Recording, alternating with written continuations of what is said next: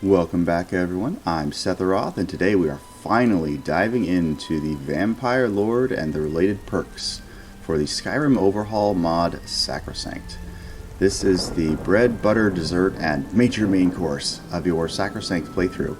And depending on how powerful you want your vampire to be, you can obviously start the Dawnguard questline and grab your Vampire Lord form as quickly as possible. Or you can be a vanilla Skyrim vampire for a while and just enjoy life as a regular schlub. And then over time, unlock, Vampire Lord. But gameplay becomes a lot more powerful with a Vampire Lord active, especially with Sacrosanct. So we're going to go ahead and dive into that without any further ado. Alright, so one of the disadvantages of being in Vampire Lord form as a modder and trying to do demonstrations is there are certain passives that kick in as a Vampire Lord that you don't actually see because they are available on the character menu, which you can't access as a Vampire Lord. So we're going to go over those in a quick, short little detail. First off, you have Royal Bloodline. I just have the descriptions here on my other monitor, so bear with me. Royal Bloodline gives you an extra 25 to 250 points of health, stamina, and armor, depending on your level. And it maxes out once you get up to level 50. I guess we'll go out and stalk some victims while I read through these descriptions. It also buffs your armor. Starts out at 0 and then goes up to 45. 0 to 45 attack damage. My mistake. Which maxes out at your character level of 45. And then you also get bonus armor, which ranges from 75 to 300 points of armor, and by level 50, all three of those are maxed out. So by level 50, your vampire will have more attack damage, more armor, and more health, magicka, and stamina. So just that alone is a huge buff. Be gone, little rabbit. Might as well find some prey to chase. Outrun my blood balls. There we go. Oh, something else? Oh, there we go. Yes. Bahaha. Alright. Let's try and spice things up a little bit. Let's see what else we got. Stagger Attack. Attacks in melee form will stagger most targets. That is obviously not when you're in magic mode. That is when you are in melee mode. Voila. Yes. So that attack will stagger most targets. What do we got here? Oh. Of course, I don't make friends easily in this form. My apologies. This is a demonstration. Your cooperation is appreciated. There are more of them? Oh, okay. Cool. So yeah, I think this is immersive encounters, which drops in numbers of random patrols, and apparently that includes adventurers that don't like Vampire Lords running around. Quick reminder, if you haven't done vanilla Skyrim in a while, when you are a Vampire Lord, everything and their mother will find you an enemy. Animals will try to kill you, bandits will try to kill you, passing Civil War related NPCs will also try to kill you. Basically, you pop this puppy and the only thing that's your friend are your followers, and that is it. Did I actually? I may have missed the path. Where's the path back up? There we go. Yeah, I wanted to do the demonstration up here where there weren't as many distractions, but I also had stuff to read. I didn't want you guys to just be, watching my screen and hearing my voice. Alright, so the last thing you get as a Vampire Lord is obviously weakness to sunlight. Health, magicka, and stamina do not recover while in sunlight and are reduced by 100 points. So, you remember at level, you gain 25 to 250 health, magicka, and stamina. That taps out at level 50. So my character is level 50. So my health, magicka, and stamina are nicely enhanced, but at the same time, I'm losing 100 of it because it's sunshine time right now. So, something to keep in mind. Although I do have my Thesaria, which is the final blue blood perk that protects you from non-lethal sunlight. So that might mean I'm okay. I can't really tell without accessing the character menu, but when I try to hit that, that takes us to the perk window, which ironically is where we're headed very soon. But, alright, so when you become Vanilla Vampire, you have 3 abilities. This is Vanilla Vampire. I don't think any of these abilities are new. I think they're available in Vanilla. I haven't played Vanilla Vampire in a long time because mods are amazing. So step 1 is your Raze spell. In Vanilla, This is kind of a line spell that flies out from your hand and can hit everything in a row about that wide. Hits your targets, does blood damage, absorbs health, which is nice. And we'll get to this is actually a perk that turns your magic into this little death-dealing machine. We'll get there. So that is your basic Raze spell. So Wave of Blood cuts through targets, absorbs 15 to 50 health, depending on your character level, and deals 50 to 150 damage, depending on your character level. So they get stronger as you level up, which I think is a really nice touch. Like, the more you level up, the more damage they do. So you really feel like your character is getting stronger over time, rather than just unlocking abilities through perks, and that being the only way you can actually do better. Next we have Lord's Servant, which is a animation spell. There we go. So that will reanimate a level 25 to level 50 corpse for 60 seconds. And so at level 50 that taps out. So by level 50 you will be able to reanimate up to a level 50 character for 60 seconds, which is pretty nice. It benefits you more in your earlier playthrough because you can raise things that are a higher level than your vanilla necromancer or conjuration spells. So that does mean you can be technically a more powerful necromancer as a vampire than as a vanilla necromancer. Anyway, so that's a power you can use. It isn't limited by numbers per day, but obviously you can only raise one corpse at a time. Next, I want to dive into bats. Bats. So bats is a fun little feature. It's very vampiric, right? Makes you really feel like a vampire. You get a vampiric dash. It's actually, wow, that's longer than I remember.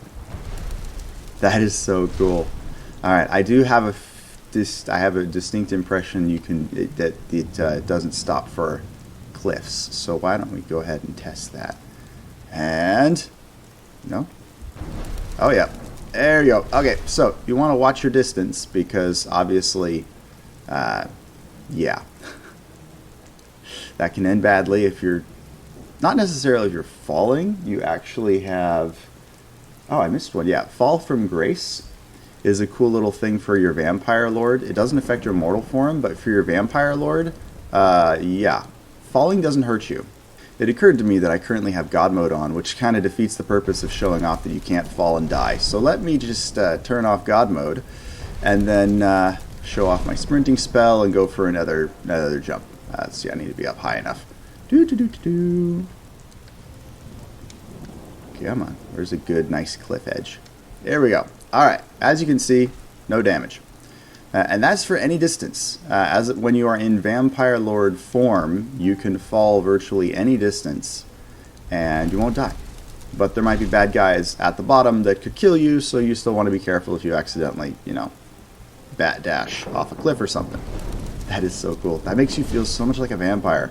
It's a lot like that, it's a obfuscate? No, Nightwalk. That's a power you get in your mortal form that turns you into a cloud. And then you can reshape at the end of your cloud walking in your humanoid form again. So it kind of reminds me of that. It takes a little bit of magicka, which obviously you don't regenerate in sunlight, so be cautious with that.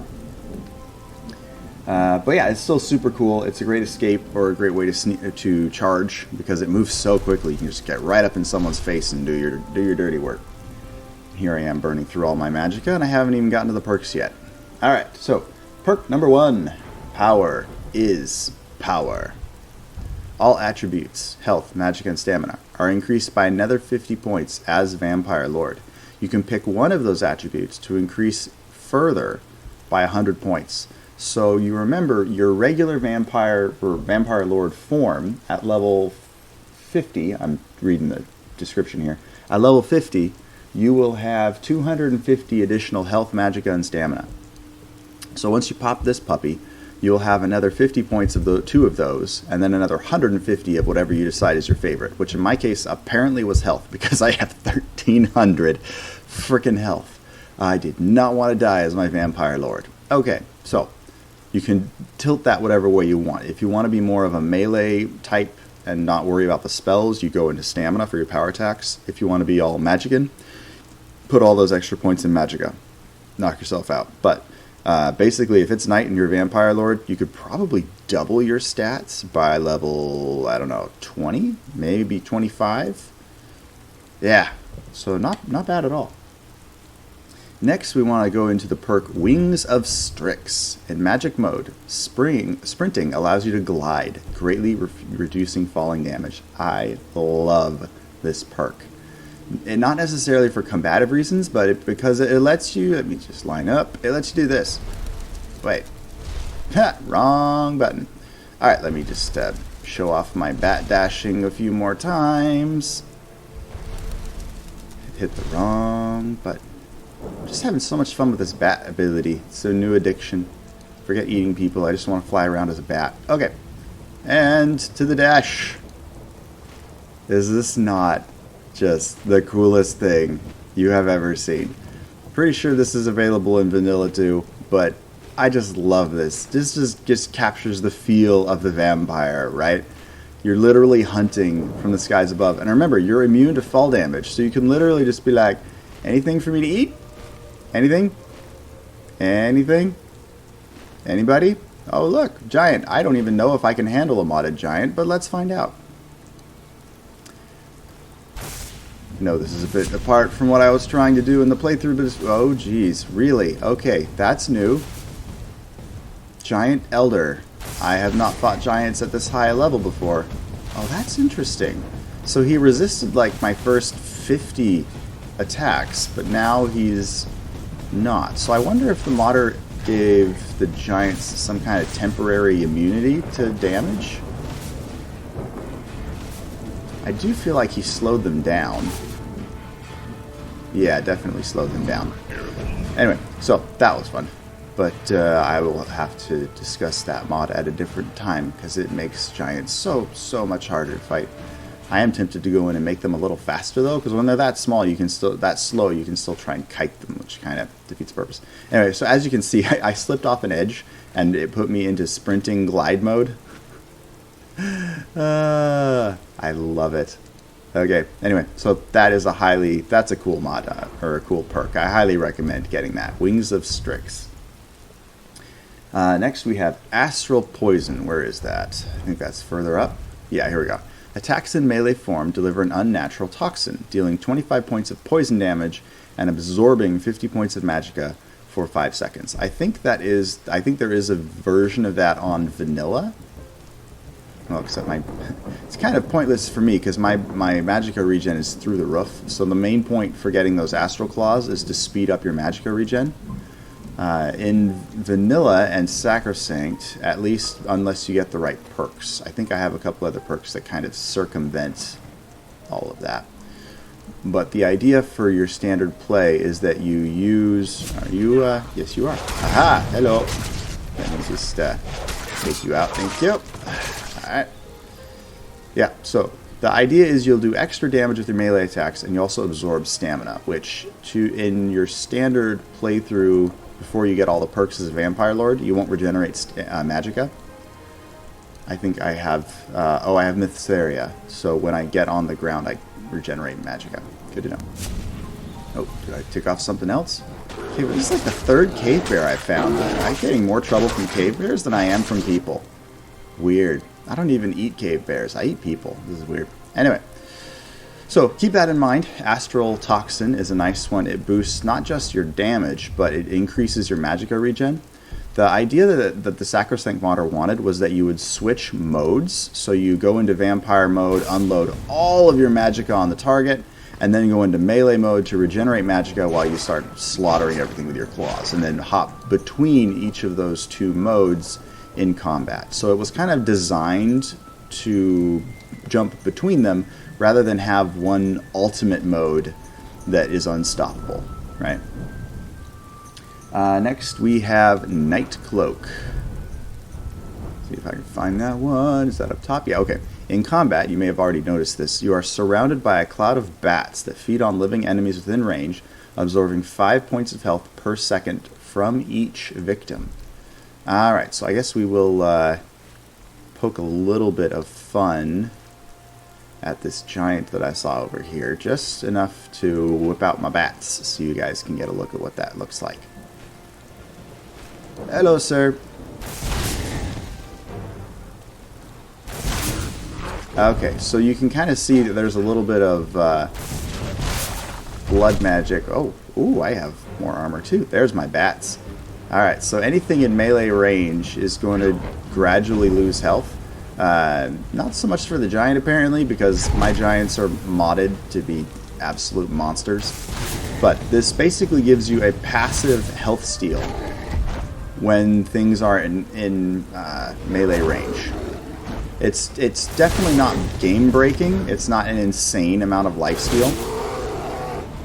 See, there you go. See, I'm not attacking the bear right now, but he's slowly getting eaten by my bats, and it's very slowly giving me more health.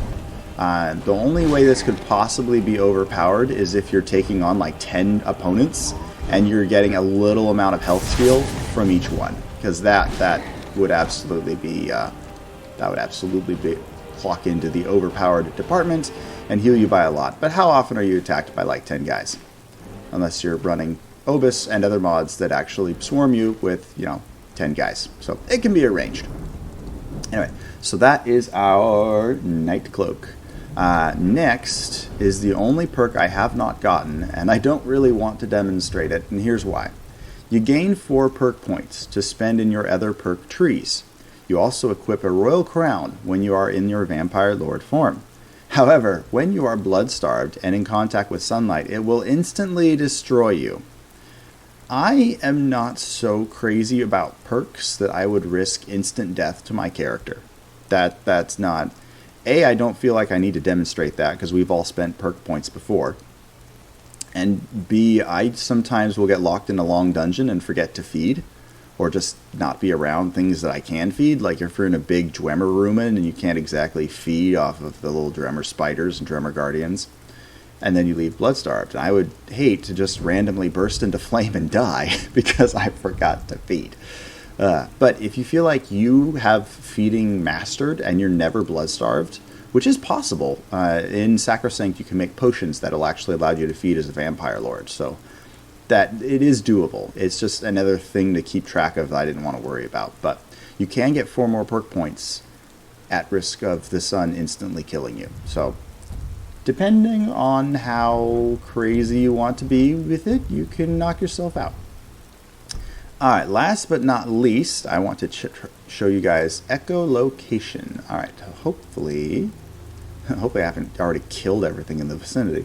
So Echolocation sends out a quick pulse that detects any creature.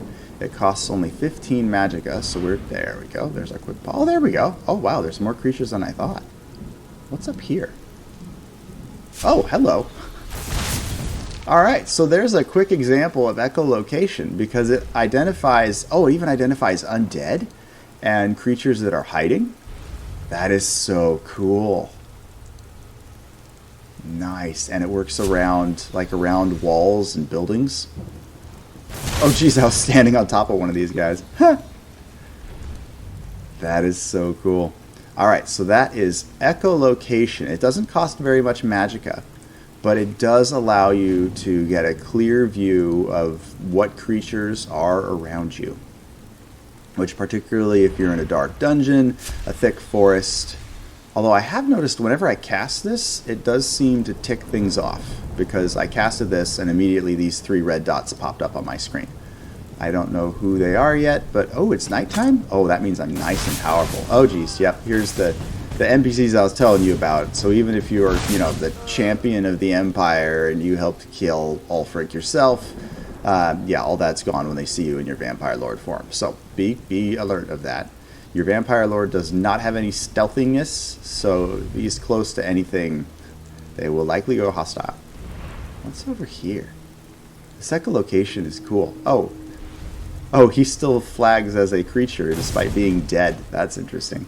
So that actually helps. Oh, that's cool, because you can take your Lord's Servant ability. Can I find him again? Yeah, you use it to track down bodies.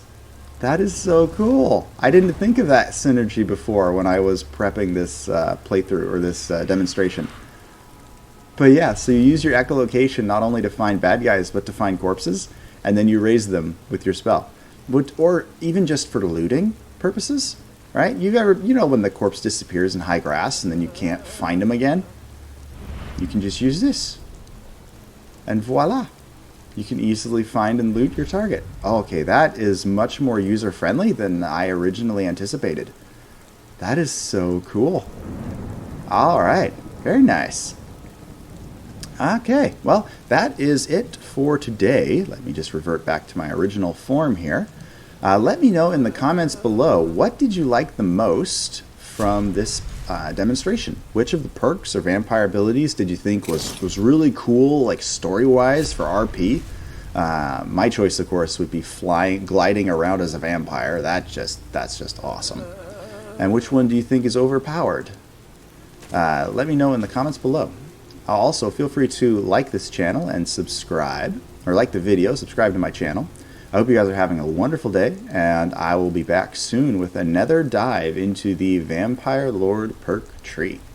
Hope you guys are having a wonderful day. Take care.